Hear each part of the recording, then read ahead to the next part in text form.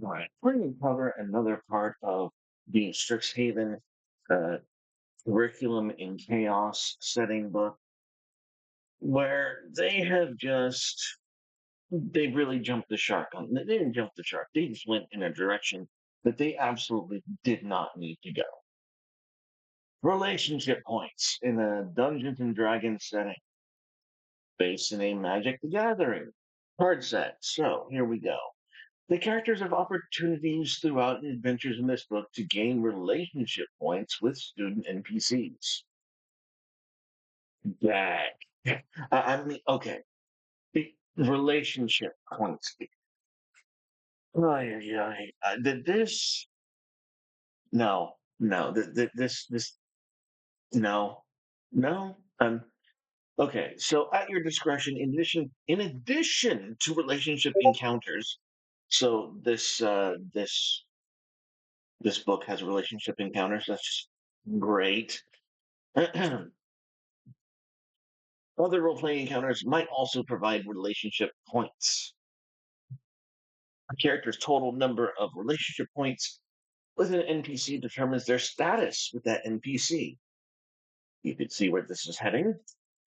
As described below, relationship points start at 0 and increase or decrease by 1 each time the character interacts with one of the NPCs covered by these rules, whether in a relationship encounter or in another roleplay scene. So basically, any encounter you have with any of the below aforementioned NPCs can cause the relationship counter with them to go up or down. That's what you need to know. Friendly response gives you a relationship point. Rival response gives you negative point. Now, friendly response is a response that is positive, being taking the form of showing warmth or providing affirmation and camaraderie as the encounter dictates. So, affirming your friend is how you gain relationship points.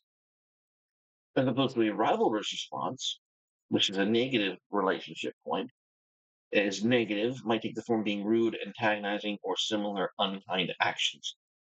So I hate this. I hate this for one reason in particular. Being a good friend does not always mean being nice. Being a good friend means acting in the interest of your friend and actually sticking your neck out and going, I don't think that's the best for you right now. Affirming is not a friend's job 100% of the time. And if you're a guy, the main time you ever hear your guys really speak out is when they disagree with you. That's when you're going to hear from them. Other than that, everything is as it was. It's when there's disagreement that we butt heads, that we grow, that our friendships deepen. Like I did this. Oh, this is such crap. In any case, each time a character's number of relationship points changes for an NPC, they should note it on their tracking sheets. Of course, there's a tracking sheet. So, making friends and rivals. When a character has two relationship or points or more with a student NPC, they become a friend, and the character receives the bond boon from that person as long as they are a friend. When they have a negative two relationship points or less with them, they become a rival, and the character receives the bond bank as long as that NPC is a rival. My God. Okay. So here's another thing. At any time during the adventures in this book, a character can end their friendship with an NPC effectively immediately. When they do so, that character's relationship points with the NPC resets to 0. So, um, so you can do that with friends, but not with rivals. That kind of makes sense. But it gets worse. Deepening relationships.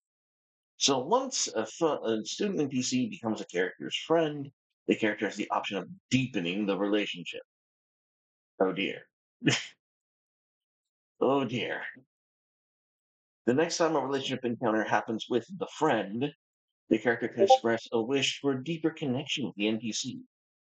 This might be a romantic pairing, a deeper platonic camaraderie, or sibling-like bond. Bullshit. Bull. Just don't need. Okay, I'm gonna go on. Before this encounter takes place, talk to the player about a clear understanding of the sort of relationship they seek. Blah blah blah. Becoming beloveds. Good lord. If a player wants a deeper relationship with the character and a friend, the friend can become the character's beloved if the character has a two relationship points or more with the NPC. During the next relationship encounter, they can deepen their relationship and become beloveds, in addition to normal interaction with the relationship encounter allows. Beloved inspiration. This is basically bardic inspiration, but with extra steps, because of course you do. When a character has a beloved, the character gains beloved inspiration at the end of each long rest. The beloved inspiration functions like regular inspiration, except the character regains a number of uses of beloved inspiration after each long rest equal to the number of beloveds they have, not to exceed a number equal to their proficiency bonus.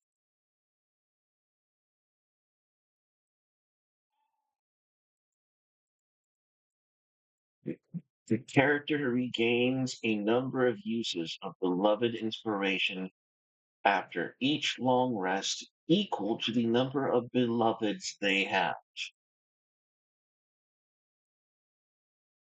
Yeah, let that shit sink in. Okay. Um, if the character's relationship with the NPC ever drops below one, the beloved relationship ends immediately. So what the fuck? What is it? Okay, there's no. We're gonna go into this deeper because we're actually gonna go into the actual NPCs um and what a bond boon and a bond bane is. Like we're gonna go over what that actually means in the game. Okay? So, fellow students, Aurora Winterstar, Bond Boon. Out of respect for Aurora, fellow campus musicians will cover your expenses for one night per week at places where the live music is common. Bond Bane. When there's live music on campus, the lyrics always include rude sentiments directed towards you. There is no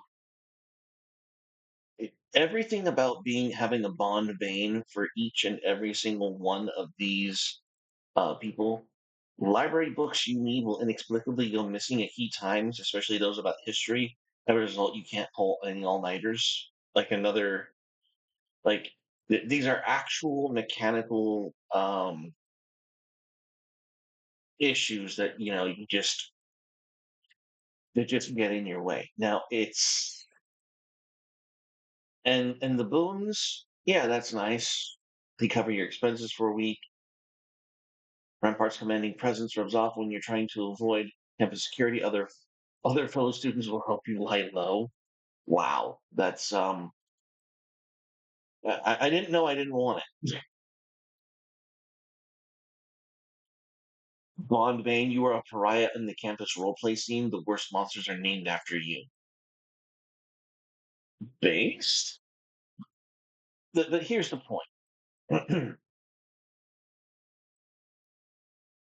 There is absolutely nothing in any of this that would encourage you or discourage you to actually roleplay anyone other than a nice person. Someone who constantly affirms, someone who tells everyone everything, anything they want to hear.